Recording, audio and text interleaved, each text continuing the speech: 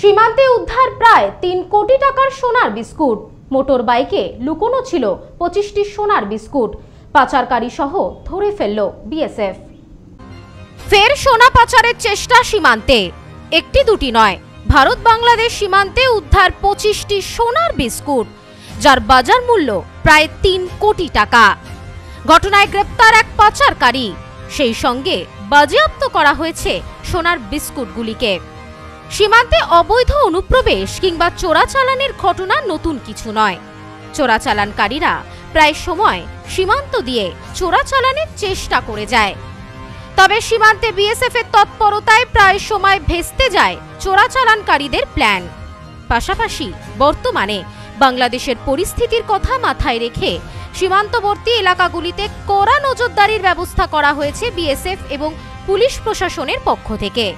রাতের পাশাপাশি দিনেও চলছে সমান নজরদারি। এদিন ফের বড়সড় সাফল্য মেলে বিএসএফ এর। জানা যায়, ভারত বাংলাদেশের বিথারি হাকিমপুর গ্রাম পঞ্চায়েতের সীমান্তে বিকেল 4টে নাগাদ এক সন্দেহভাজন ব্যক্তিকে মোটরসাইকেল নিয়ে বিথারি ক্যাম্পের কাছাকাছি যেতে দেখেন বিএসএফরা। সেই সময় ওই ব্যক্তিকে দাঁড় করিয়ে তল্লাশি চালাতেই ওই ব্যক্তির মোটরসাইকেলের পেট্রোল ট্যাঙ্কের নিচে একটি গর্ত চোখে পড়ে বিএসএফ কর্তাদের। সেই গর্তের ভেতর হাত দিতেই চক্ষু চড়ক গাছ সকলের। ট্যাঙ্কের নিচে থাকা ওই গর্ত থেকে উদ্ধার হয় 25টি সোনার বিস্কুট। তৎক্ষণাৎ ওই সোনার বিস্কুটগুলি বাজেয়াপ্ত করার পাশাপাশি ওই ব্যক্তিকে আটক করে বিএসএফ।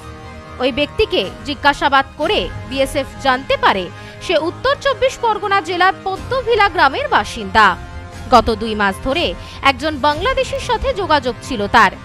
তাকে নির্দেশ দেওয়া হয় এই সোনার বিস্কুটগুলি সীমান্ত দিয়ে পাচার করতে পারলে তার স্বরূপ তাকে 1,500 টাকা দেওয়া হবে। ধৃত ব্যক্তি বিএসএফ এর জেরায় জানিয়েছে টাকার জন্য তিনি এই সোনার বিস্কুটগুলি পাচারের চেষ্টা চালাচ্ছিলেন। তবে বিএসএফ এর তৎপরতায় সেই পরিকল্পনা ব্যর্থ হয় ওই চোরাচালানকারীর। বিএসএফ সূত্রে জানা যায়, উদ্ধার হওয়া সোনার বিস্কুটগুলির বাজার মূল্য প্রায় 3 কোটি টাকা।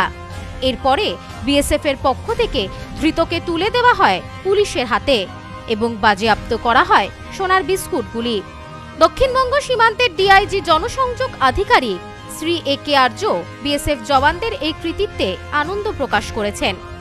তিনি এই প্রসঙ্গে জানান, চোরাচালানের সঙ্গে জড়িতদের বিরুদ্ধে কঠোর ব্যবস্থা নেওয়া হবে।